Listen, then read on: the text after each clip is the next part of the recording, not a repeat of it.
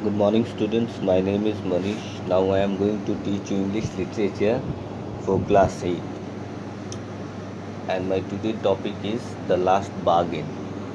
यानी आज का जो हमारा पोएम है, इसके बारे में हम आज डिस्कस करने वाले हैं, बातचीत करने वाले हैं, वो है द लास्ट बार्गेन। ठीक है, चलिए शुरुआत करते हैं। क्या है इस पोएम में, क्या आपको बताना है?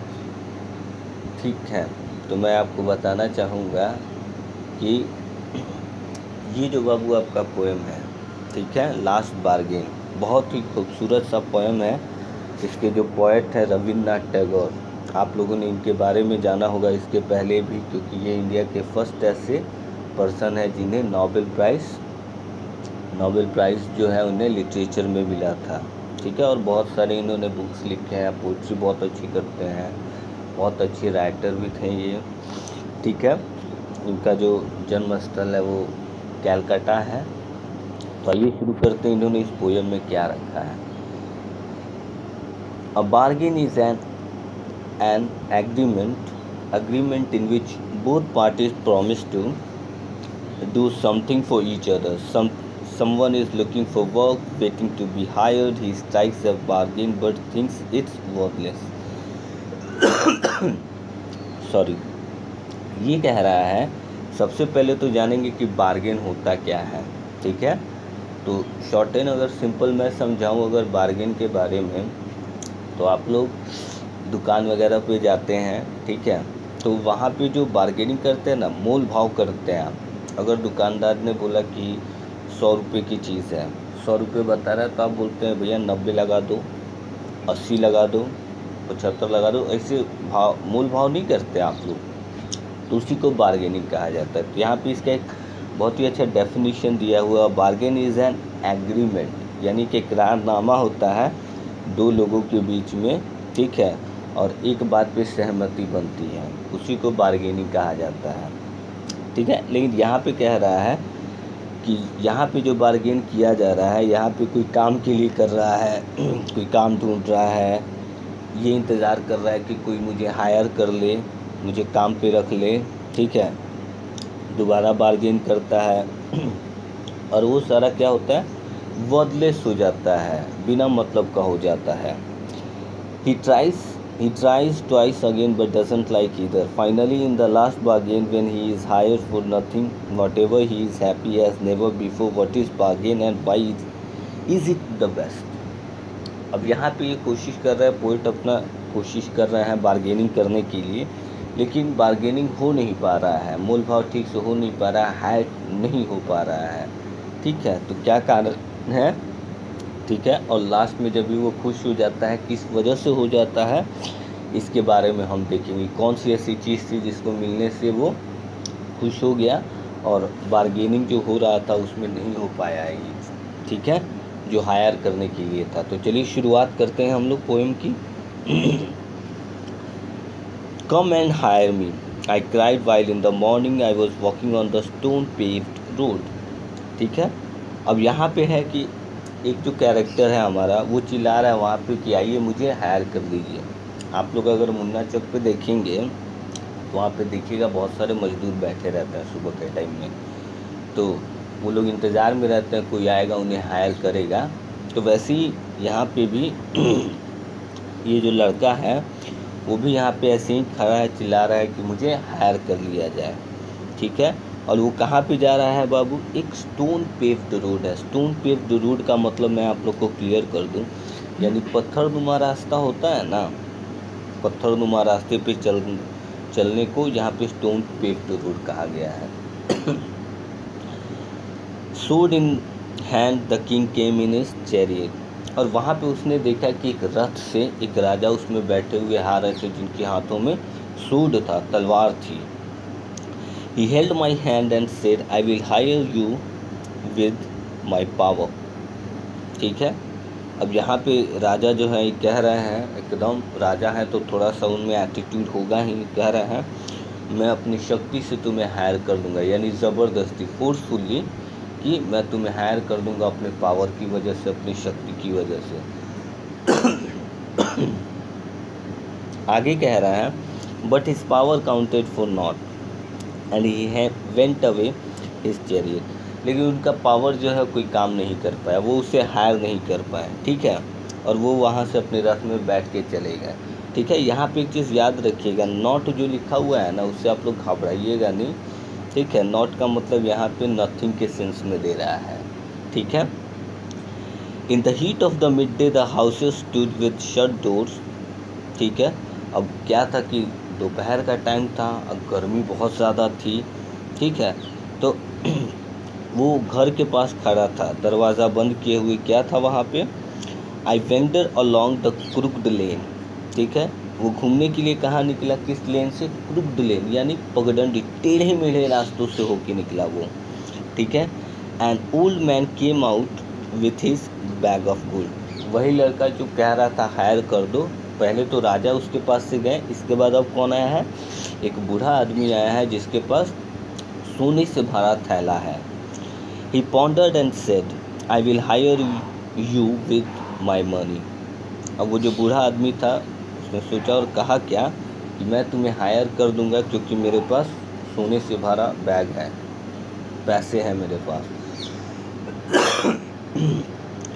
आगे क्या हुआ, He weighed his points one by one, but I turned away. इसे दिखा के, ठीक है, ये क्या था, जो सोने के सिक्के थे ये काउंट करने लगा, गिनने लगा, वज़न करने लगा, लेकिन वो जो लड़का जो हायर करने के लिए था वो मना कर दिया, तो उसके बाद वो वहाँ से चला गया। इट वॉज इवनिंग, ठीक है, the garden hedge was all flower, ठीक है। अब शाम का समय था, गार्डन में था गया, चारों तरफ फूल वगैरह थे। हेज का मतलब बाबू आप लोग समझिएगा, यहाँ पे जो बाड़ लगाते हैं हम लोग ना, जो फेंसेस लगाते हैं गार्डन में, उसको हेज बोला जाता है, ठीक है। शाम का समय था, गार्डन में बहुत सारे फूल वगैरह लगे हुए थे, तो वहाँ पे इसने देखा, the fair made came out and said I will hire you with a smile. अब वहाँ पे एक लड़की आई, बहुत ही खूबसूरत सी एक लड़की आई, ठीक है, और आई आके क्या कहते, एकदम मीठी सी मुस्कान दिखाते हुए बोले कि मैं तुम्हें अपनी मुस्कान से तुम्हें हायर कर दूँगी, ठीक है। आगे क्या कहता है देखते हैं, बहुत ही इंटरेस्टिंग है। अब कह रहा है, her smile पेल्ड and melted into tears and she went back alone into the dark. अब यहाँ पे ये कह रहा है कि उसकी जो स्माइल है वो क्या है, फीकी है, ठीक है, और वो ख़त्म हो जाएगी। सही बात है, अगर स्माइल ऐसा थोड़ी है कि आप एनी टाइम सुख में ही रहो, दुख भी होता है, तो वो स्माइल तो एक ना एक दिन चला ही जाएगा। तो यहाँ पे उसकी जो स्माइल है वो अंधेरे के साथ मिट गई, ठीक है। जो लड़की आई थी कह रही थी कि हाँ मैं अपने स्माइल से तुम्हें हायर कर दूँगी, तो ये जो हायर करने के लिए था वो तो समझा कि हाँ स्माइल तो चला जाएगा, तो उसको ऐसा कुछ चाहिए था ना जो उसके पास बना रहे, इसके लिए वो सबको वहाँ पे मना कर रहा था। आगे देखते हैं, the sun glistened on the sand and the sea waves broke waywardly. अब कह रहा है सन जो है चमक रहा था, ठीक है, कहाँ पे, जहाँ पे रेत थी, रेत में देखिएगा जो मीसा होता है उस पर सनशाइन होता है ना तो चमकता है, तो वहाँ पे देख रहा था जो समंदर थे उसकी जो लहरें थी एकदम अजीब टाइप से इधर उधर लहर रही थी, ठीक है। A child set playing with shells. अब वहीं पे लड़का जो है खेल रहा था, ठीक है, किस चीज़ से खेल रहा था, ठीक है, वो जो आप समंदर के किनारे देखेंगे वो जो शंख वगैरह होता है ना, शील्स वगैरह होते हैं समुद्र के किनारे मिलते हैं, वो उसी के साथ खेल रहा था। He raised his head and seemed to know me and said, I hide you with nothing.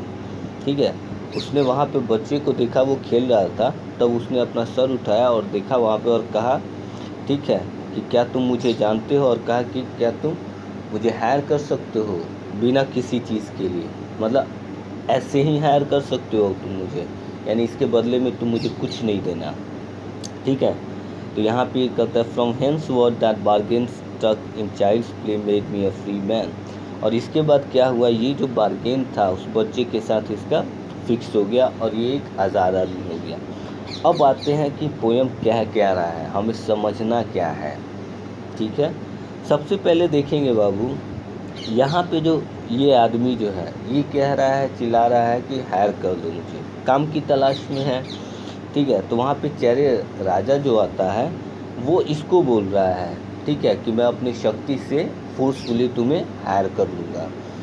फिर उसके बाद एक और आता है आदमी, बूढ़ा सा आदमी आता है सोने का बैग लेके, वो इसको लालच देता है कि मैं इसको लेके तुमको यानी हायर कर लूँगा। तीसरी बार वो लड़की आती है मुस्कान वाली, वो आती है, तो वो भी इसको नहीं चाहिए। ठीक है, इसके बाद ये बच्चे को एक देखता है खेलते हुए देखता है, वो अपनी ही धुन में है। तो यानी कहने का मतलब होता है यहाँ पे समझिएगा ओवरऑल कि जो यहाँ पे बच्चा वाला सीन दिया है वो एक फ्री माइंड का होता है, उसके पास कोई टेंशन नहीं है।